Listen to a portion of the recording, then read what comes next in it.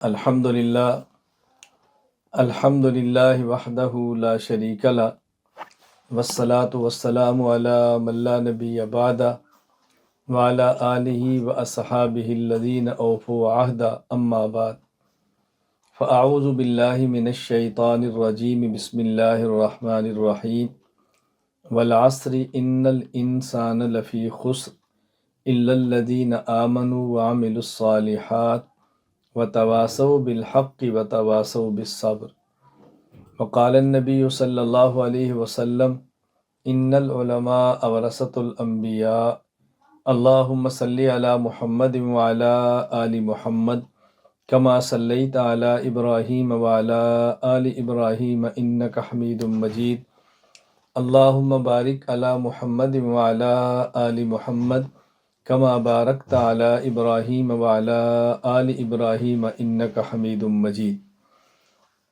اللہ تعالیٰ کا ہمیں اس بات پہ شکر ادا کرنا چاہیے کہ اللہ تعالیٰ نے ہمیں علم دین پڑھنے کی توفیق عطا فرمائی ہے۔ میری آج کی اس مجلس میں اور اس نشست میں اصل مخاطب چونکہ علماء کرام ہیں، اور علماء کرام میں سے بھی خصوصاً وہ علماء جو ایران میں رہتے ہیں یا امارت اسلامیہ افغانستان میں رہتے ہیں، تو میں آپ کی خدمت میں چند ایک باتیں عرض کرتا ہوں اور اس کے بعد پھر آپ کو وقت دوں گا۔ کوئی بات آپ مجھے سمجھانا چاہیں سمجھائیں، کوئی بات مجھ سے پوچھنا چاہیں تو پوچھیں، کوئی بات فرمانا چاہیں تو فرمائیں۔ تو میں بہت لمبی گفتگو کرنے کی بجائے کوشش کروں گا کہ آدھا گھنٹہ کے اندر اپنی بات پوری کروں، اور پھر میں کچھ وقت آپ کو دوں، کوئی آپ بتانا چاہیں یا پوچھنا چاہیں، تاکہ ہمارا آج کا یہ جو اجلاس ہے یہ مکمل مذاکرہ کے ساتھ کسی نتیجے پر پہنچے۔ میں نے اس وقت جو قرآن کریم کی آیت کریمہ تلاوت کی ہے، والعصر ان الانسان لفی خسر، قرآن کریم کی جو میں نے صورت مبارکہ تلاوت کی ہے، اس صورت مبارکہ میں اللہ تعالیٰ نے قسم اٹھا کر مضمون بیان فرمایا ہے۔ مضمون کیا ہے کہ وہ انسان کامیاب ہوگا، آمنو جس کا عقیدہ درست ہو، عامل الصالحات اس کا عمل سنت کے مطابق ہو، تواصوا بالحق وہ صحیح عقیدہ کی دعوت دیتا ہو، مسنون عمل کی دعوت دیتا ہو، تواصوا بالصبر اگر صحیح عقیدہ مسنون عمل کی دعوت پہ کوئی مشکل آئے تو اس کو برداشت کرتا ہو۔ اور دوسرا اس کا مفہوم اور مطلب یہ ہے کہ اللہ تعالیٰ نے قسم اٹھا کر فرمایا کہ وہ شخص کامیاب ہوگا کہ جس کا عقیدہ درست ہو، نمبر 2 اس کا عمل سنت کے مطابق ہو، نمبر 3 عقیدے کا شبہات سے وہ عقیدے کی اصلاح شبہات کے ازالے سے کرتا ہو، نمبر 4 اور اعمال کی اصلاح وہ خواہشات کے امالے سے کرتا ہو، خواہشات کی اصلاح سے کرتا ہو۔ تو ایک مفہوم تو یہ ہے کہ جس میں عوام الناس اور علماء سب شامل ہیں، یعنی ہر شخص کے ذمے ہے کہ اپنا عقیدہ بھی درست رکھے، اپنے اعمال بھی سنت کے مطابق رکھے، صحیح عقیدہ اور مسنون عمل کی جتنی اللہ نے توفیق دی، جتنی استطاعت دی، اس کے مطابق دعوت دے، اور اگر خدا نہ کرے اس پر کوئی مشکل آئے تو اس کو برداشت کرے۔ اور ایک بطور خاص علماء کرام کے لیے ہے کہ نمبر 1 اپنا عقیدہ درست رکھے، نمبر 2 اپنا عمل سنت کے مطابق رکھیں، نمبر 3 جو لوگوں میں شبہات عقائد کے بارے میں پھیلائے جا رہے ہیں ان شبہات کا ازالہ کریں اور عقائد کی اصلاح کریں، اور جو بد عملی یا بے عملی پھیلائی جا رہی ہے اس کی اصلاح خواہشات کی اصلاح سے ہوگی، اور خواہشات کی اصلاح کریں، خواہشات کا امالہ کریں، گندی صفات ختم کر کے اچھی صفات لوگوں میں پیدا کریں۔ تو اللہ تعالیٰ نے یہ مضمون قسم اٹھا کر بیان فرمایا ہے، والعصر قسم ہے زمانے کی۔ آپ چونکہ علماء کرام ہیں یہ بات بہت اچھی طرح سمجھتے ہیں کہ قسم ہمیشہ تاکید کے لیے نہیں آتی، بلکہ قسم کبھی اپنے دعویٰ پر بطور دلیل کی آتی ہے۔ اللہ تعالیٰ کا مزاج ہے، اللہ تعالیٰ کا انداز ہے، اللہ تعالیٰ کی ترتیب ہے کہ وہ اگر دعویٰ فرمائے تو اس دعوے پر دلیل بھی بیان فرماتے ہیں، اور بس اوقات مخالفین کو تحدی اور چیلنج بھی فرماتے ہیں، فَاتُوا بُرْهَانَكُمْ إِن كُنتُمْ صَادِقِينَ۔ اور بس اوقات اللہ تعالیٰ یہ بھی فرماتے ہیں کہ ہمارے چیلنج کو قبول کر کے تم ہمارے دعوے کو توڑ بھی نہیں سکتے، اور یہ بھی ہم پہلے سے اعلان کر رہے ہیں، فَإِن لَّمْ تَفْعَلُوا وَلَن تَفْعَلُوا تم کر بھی نہیں سکتے۔ تو اللہ تعالیٰ نے ایک دعویٰ فرمایا کہ کامیاب ہونے کے لیے ضروری ہے کہ عقیدہ درست ہو، ضروری ہے کہ عمل سنت کے مطابق ہو، ضروری ہے کہ صحیح عقیدہ مسنون اول کی دعوت ہو، اور ضروری ہے کہ اس مشکل اگر آئے اس پر تو اس کو برداشت کیا جائے۔ اس پہ دلیل کیا ہے؟ فرمایا والعصر، دلیل اس پر وقت ہے، تاریخ ہے، اور تاریخ بھی تاریخ انسانی، کیونکہ قرآن کا مخاطب ہر شخص ہے، تو ہر شخص کو بتایا جا رہا ہے کہ آدم علیہ السلام سے لے کر تمہارے دور تک پوری تاریخ انسانی اس بات پر گواہ ہے کہ وہی کامیاب ہوگا جس کا عقیدہ درست ہے، عمل درست ہے، اور جو صحیح عقیدہ مسنون عمل کی دعوت دیتا ہے اور دعوت پر مشکلات کو برداشت کرتا ہے۔ یہ تاریخ انسانی اس بات پہ دلیل ہے، اللہ نے اس کو قسم کو بطور دلیل کے بیان فرمایا۔ ہمیں ایک بات سمجھ آئی کہ دین میں سب سے زیادہ اہمیت اور بنیاد عقائد کی ہے۔ یہ ذہن نشین فرما لیں کہ اگر ہم کامیاب ہونا چاہتے ہیں تو ضروری ہے نمبر 1 ہم اپنے عقائد کو درست کریں، نمبر 2 اپنے اعمال کو سنت کے مطابق رکھیں، نمبر 3 عقائد صحیحہ اور اعمال صالحہ کی ہم دعوت دیں، نمبر 4 اگر اس دعوت پر مشکل آئے تو اس کو خندہ پیشانی سے برداشت کریں۔ دوسری بات، ہمارا دین یہ دین اسلام ہے، اللہ کا بہت بڑا کرم ہے، اور دین اسلام کے جو بنیادی اجزاء ہیں وہ 5 ہیں۔ نمبر 1 اعتقادات، نمبر 2 عبادات، نمبر 3 اخلاقیات، نمبر 4 معاشرات، نمبر 5 معاملات۔ پہلی بات اعتقادات یعنی عقائد، دوسری چیز عبادات یعنی اعمال، تیسری چیز اخلاقیات یعنی اخلاق، اور چوتھی چیز معاملات، اور پانچویں چیز معاشرات۔ لیکن ان 5 میں اگر آپ تھوڑا سا اختصار کریں گے تو ہم کہہ سکتے ہیں کہ دین کے بنیادی اجزاء 3 ہیں۔ نمبر 1 اعتقادات یعنی عقائد، نمبر 2 عبادات یعنی اعمال، نمبر 3 اخلاقیات یعنی اخلاق۔ اور آپ مزید اس کو مختصر کریں تو مختصر ترین جسے میں کہوں گا تو پھر ہم کہہ سکتے ہیں کہ دین کے بنیادی اجزاء 2 ہیں، نمبر 1 عقائد، نمبر 2 اعمال۔ آمنو عمل الصالحات، یہ بنیاد ہے۔ اور پورے قرآن کریم میں آپ دیکھ لیں یا ایھا الذین آمنو یہ عقائد ہے، اتقوا اللہ یہ اعمال ہے۔ تو یہ بنیادی چیز ہے جو ہمیں سمجھنا ضروری ہے۔ تو گویا پورے دین کا خلاصہ اور مختصر ترین تشریح یہ ہے کہ دین میں بنیادی چیزیں دین اسلام میں 2 ہیں، نمبر 1 عقائد اور نمبر 2 اعمال۔ پھر ان میں بھی اساس اور بنیاد عقائد ہے، یعنی عقائد کی حیثیت دین اسلام میں ایسے ہے کہ جس طرح ایک تعمیر، ایک عمارت اور ایک بلڈنگ اور ایک مکان میں زمین ہوتی ہے، زمین ہوگی اوپر مکان تعمیر ہوگا، زمین نہیں ہوگی تو مکان تعمیر نہیں ہوگا۔ یہ ہے عقائد۔ اور اگر زمین اچھی ہوگی، پختہ ہوگی، پکی ہوگی تو عمارت مضبوط ہوگی، اگر زمین کچی ہوگی، جگہ صحیح نہیں ہوگی تو عمارت کچی ہوگی۔ عقائد ہوں گے تو اگلے اعمال قبول ہوں گے، اعمال نہیں ہوں گے، عقائد نہیں ہوں گے، اعمال قبول نہیں ہوں گے۔ اور اگر عقیدہ کمزور ہوگا عمل بھی کمزور ہوگا، عقیدہ مضبوط ہوگا تو عمل بھی مضبوط ہوگا۔ تو دین اسلام میں سب سے اہم ترین چیز عقائد ہے، اس کو ذہن نشین فرما لیں۔ اور عقائد میں کبھی بھی کچھ لو کچھ دو نہیں ہوتا، عقائد میں کبھی بھی کمپرومائز نہیں ہوتا، عقائد میں کبھی بھی کچھ ہم تمہارے لے لو کچھ آپ ہمارے لے لو، ایسا کبھی نہیں ہوتا۔ عقائد میں پختگی ہونا بہت ضروری ہے۔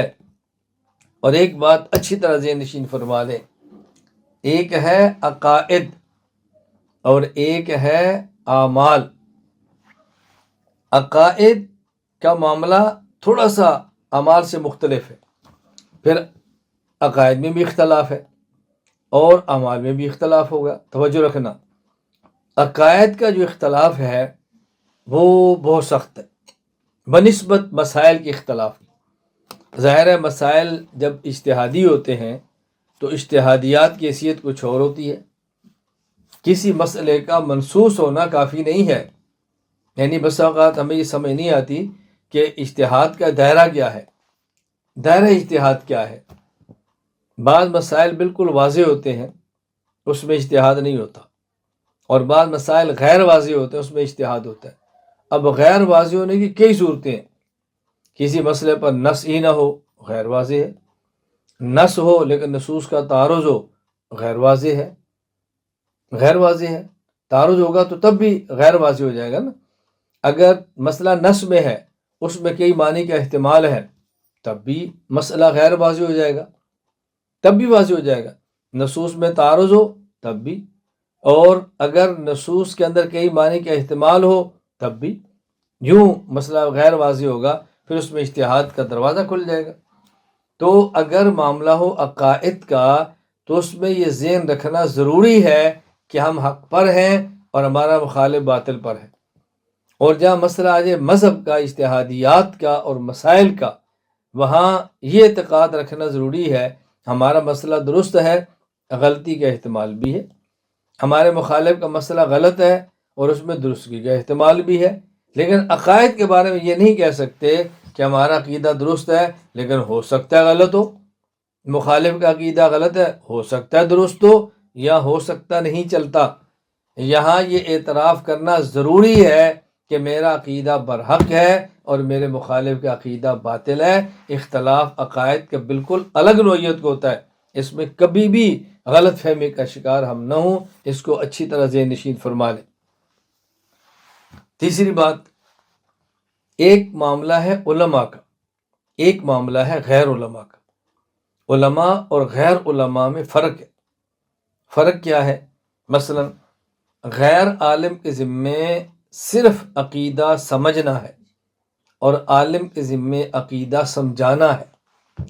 غیر عالم کے ذمے قرآن پڑھنا ہے، عالم کے ذمے قرآن پڑھانا ہے. غیر عالم کے ذمے قرآن سمجھنا ہے، عالم کے ذمے قرآن سمجھانا ہے. توجہ رکھیں، غیر عالم کے ذمے مسائل کو سمجھنا ہے، سیکھنا ہے، عالم کے ذمے سمجھانا اور سکھانا ہے. عالم اور غیر عالم میں فرق ہے نا. اس کا معنی یہ ہے کہ غیر عالم کا عقیدہ درست ہونا کافی ہے، عالم کا عقیدہ بھی درست ہو، عالم کو اپنے عقیدے پر دلائل بھی آئیں، اور مخالف اگر اعتراض کرے اس کا جواب بھی آئے. یہ عالم کی ذمہ داری ہے. عالم اور غیر عالم میں فرق ہے. اور ایک بات بہت اچھی طرح سن لیں، اگر کسی مسجد میں 500 نمازی اور ایک امام عالم ہے، ان 500 نمازیوں کے میں سے 50 کے عقائد کا، ان میں سے 100 کے عقائد کا، ان میں سے 400 کے عقائد کا غلط ہونا اتنا خطرناک نہیں ہے جتنا تنہا ایک امام کا غلط عقیدہ ہونا خطرناک ہے. اگر عقیدہ امام کا درست ہے تو امام کے پیچھے مقتدی کی نماز ہونی ہے. اگر امام کا عقیدہ درست نہیں ہے تو مقتدی کی نماز امام کے پیچھے نہیں ہونی. مسائل کا معاملہ الگ ہے. صلو خلف کل امام برن کان او فاجرا، اس سے مراد فاسق بالعقیدہ نہیں ہے، اس سے مراد فاسق بالعمل ہے. میں اصول عقائد پر تفسیر میں اس سے بات کر چکا ہوں.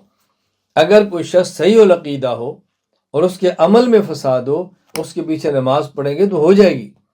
لیکن کسی کے عقیدے میں فساد ہو، اس کے پیچھے نماز بہت مشکل ہے ہو. اس کو سمجھیں اچھی طرح. تو اگر 500 نمازی ہیں اور امام تو ایک ہے، اس 500 میں سے 400 نمازیوں کے بھی اگر عقائد غلط ہوئے تو ان کی نماز نہیں ہوگی، لیکن 100 کی تو ہو جائے گی نا جن کے عقیدے درست ہے. اور اگر ایک امام کا عقیدہ درست نہ ہو اور 500 مقتدیوں کے عقائد درست ہوں، اس امام کے عقیدے کے فساد کی وجہ سے ان 500 صحیح العقیدہ مقتدیوں کی نماز نہیں ہونی. آپ اندازہ فرمائیں کہ امام کا عقیدہ غلط ہونا کس قدر خطرناک ہے.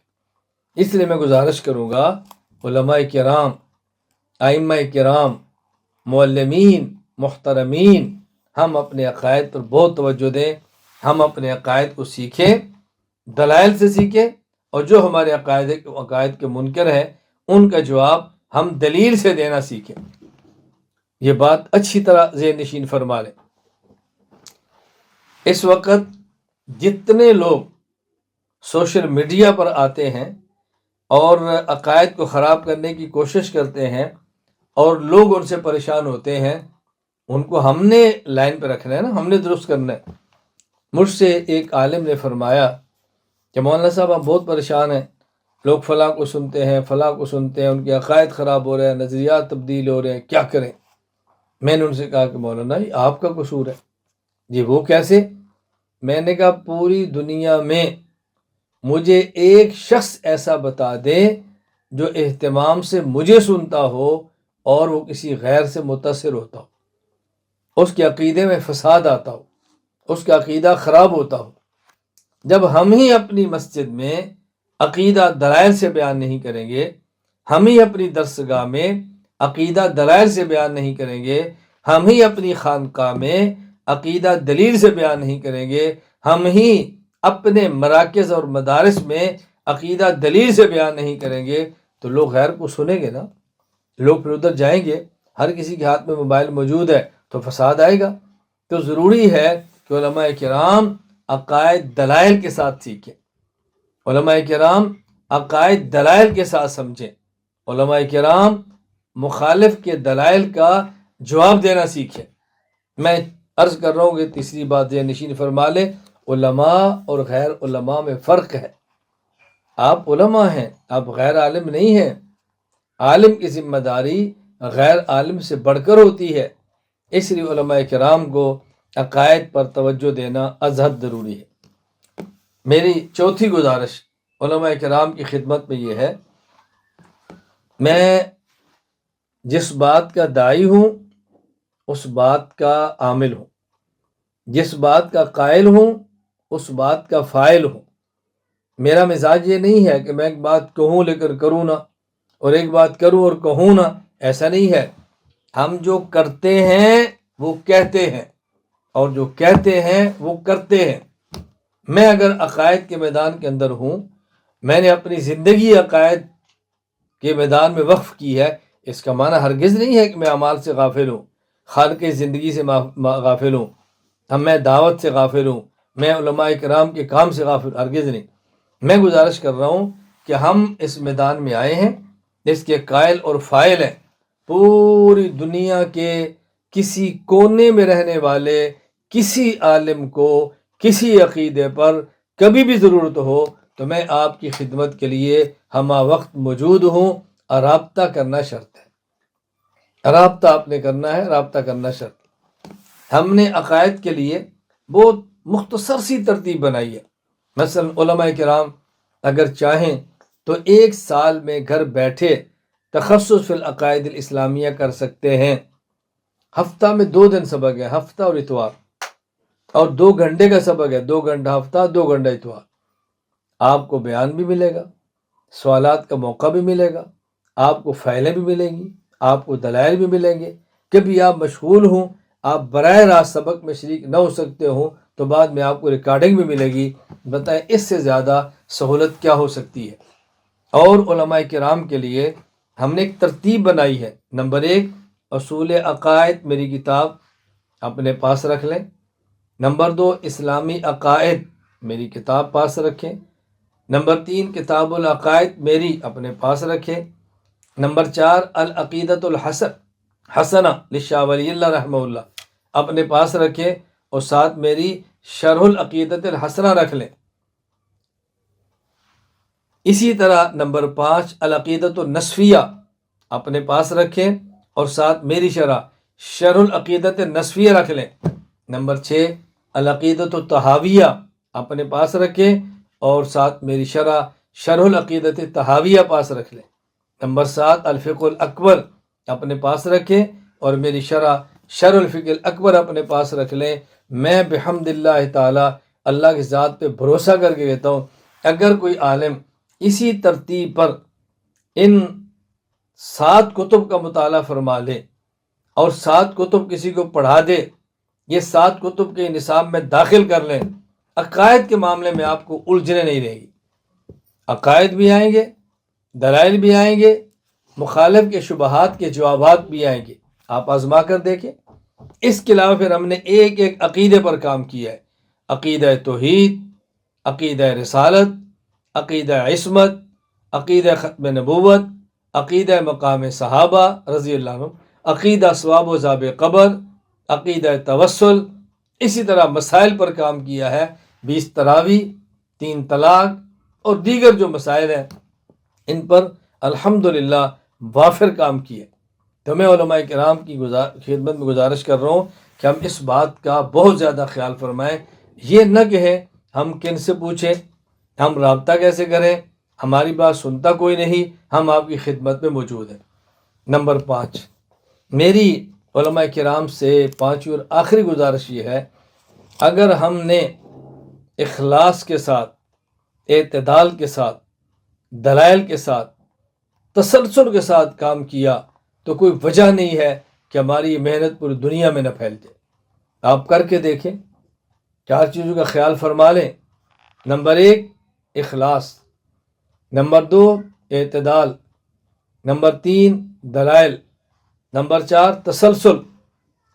اگر کام اخلاص کے ساتھ نہ ہو، آخرت میں اجر نہیں ملے گا، بلکہ خدشہ ہے کہ سزا نہ مل جائے۔ اگر کام اعتدال کے ساتھ نہ ہوا، تشدد کے ساتھ ہوا، تو زیادہ دیر تک کام چل نہیں پائے گا۔ اور اگر کام دلائل کے ساتھ نہ ہوا تو کام کمزور ہوگا، کوئی اس کام کو قبول نہیں کرے گا اور آپ فاتح اور غالب نہیں ہو سکتے۔ اگر کام تسلسل کے ساتھ نہ ہوا اور کبھی کیا کبھی نہ کیا، کبھی کیا کبھی نہ کیا، تو کام کبھی بھی پھیل نہیں سکے گا۔ اخلاص، اعتدال، دلائل اور تسلسل، ان 4 چیزوں کا اہتمام کریں، آپ دیکھیں کام کیسے ہوتا ہے۔ اور یہ جو ہم کام کریں گے اخلاص، یہ ہمیں ملے گا خانقاہوں سے، مشائخ طریقت سے، صالحین علماء سے، متقین علماء سے، صادقین فی التقوی سے ملے گا۔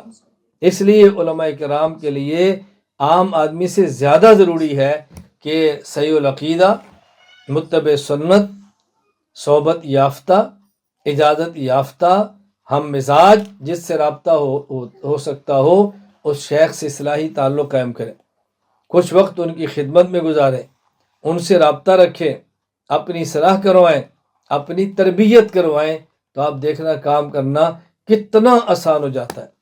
میں بطور خاص علماء سے گزارش کروں گا اس کا بہت زیادہ خیال فرمائیں۔ اگر کوئی تانگا بڑا اچھا ہو اور اس کے آگے گھوڑا بہت تگڑا، طاقتور، اچھی نسل کا، جوان، مضبوط ہو، لیکن تانگا بھی اچھا ہے، گھوڑا بھی اچھا ہے، طاقتور ہے، مضبوط ہے، جوان ہے، کوچوان کمزور ہے، تو یہ طاقتور گھوڑا اس تانگے کو کسی درخت، کسی پول، کسی کھمبے، کسی دیوار میں مارے گا، خود بھی مرے گا، تانگا بھی توڑے گا اور سواریوں کو بھی اڑا کے رکھ دے گا۔ تو جتنا مضبوط، طاقتور، جوان، اچھی نسل کا گھوڑا ہو، اس سے زیادہ اچھا کوچوان ہونا ضروری ہے۔ تو جن علماء کرام نے کام کرنا ہے، علم بھی ہے، تقوی بھی ہے، مضبوط بھی ہیں، تگڑے بھی ہیں، جوانی بھی ہے، آواز بھی ہے، قلم کی طاقت بھی ہے، ان کا شیخ اتنا ہی مضبوط ہونا ضروری ہے، مربی ہونا ضروری ہے، جس کے ہاتھ میں اپنی لگام دیں اور پھر وہ کھینچے، بوقت ضرورت وہ چھانٹا مارے اور ڈانٹ کے رکھے، کھینچ کے رکھے۔ آپ دیکھیں تربیت کیسی ہوتی ہے، پھر کام اخلاص سے ہوگا، پھر کام اعتدال سے ہوگا۔ دلائل کے لیے مطالعہ، دلائل کے لیے کتب، دلائل کے لیے کورسز میں شرکت، دلائل کے لیے عقائد کی درسگاہ میں حاضری، جس کا اہتمام کریں تو دلائل بھی آئیں گے۔ اللہ مجھے اور آپ کو سب باتیں سمجھنے کی توفیق عطا فرمائے۔ تو میں نے 5 گزارشات علماء کرام کی خدمت کی ہے، پیش کی ہے۔ میں علماء کرام سے گزارش کروں گا کہ عقائد کے معاملے پر آپ توجہ دیں اور اخلاص سے، اعتدال سے، دلائل سے اور تسلسل سے تسلسل کے ساتھ کام کریں۔ ہم ہوا وقت آپ کی خدمت کے لیے تیار ہیں۔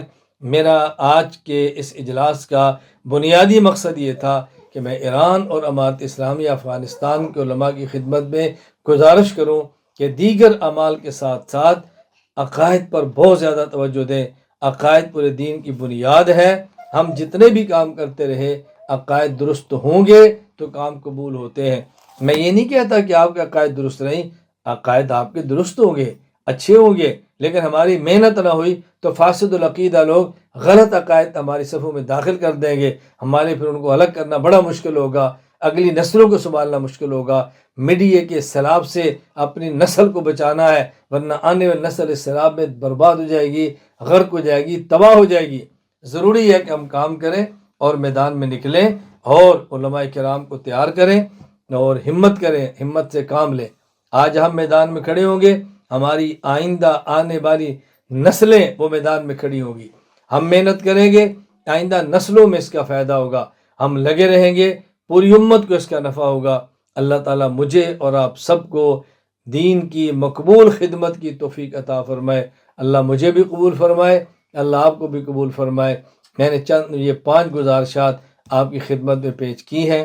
آپ اس کو نصیحت سمجھ لیں، عرض سمجھ لیں، گزارش سمجھ لیں، درخواست سمجھ لیں، کچھ بھی سمجھیں، اس پر توجہ ضرور دیں۔ اللہ مجھ سے اور آپ سے دین کی مقبول خدمت لیں۔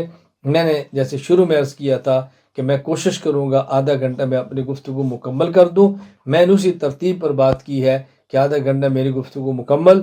اب آپ کوئی بات مجھے فرمانا چاہیں فرمائیں، پوچھنا چاہیں پوچھیں، سمجھنا چاہیں سمجھیں، سمجھانا چاہیں سمجھائیں۔ آپ کو پورا حق حاصل ہے کہ میری بات غلط ہے تو آپ تنبیہ فرمائیں، صحیح ہے تو اس کو قبول فرمائیں۔ اللہ مجھ سے اور آپ سے راضی ہو جائے۔ وآخر دعوانا ان الحمد للہ رب العالمین۔